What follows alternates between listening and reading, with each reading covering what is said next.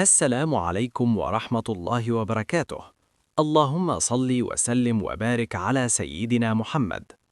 متابعينا الكرام، أنتم على موعد مع مباراة قوية ومثيرة في إياب دوري ربع النهائي من بطولة دوري أبطال إفريقيا، حيث يلتقي فريق بيراميدز المصري مع فريق الجيش الملكي المغربي في مواجهة من العيار الثقيل بين الفريقين.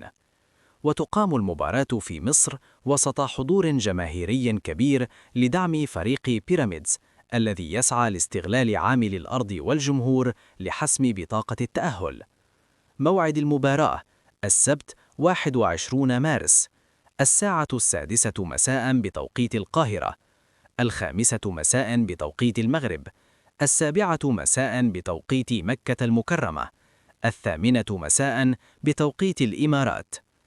القناة الناقلة عبر قنوات بي إن سبورتس، الناقل الحصري لمباريات دوري أبطال إفريقيا في الشرق الأوسط وشمال إفريقيا.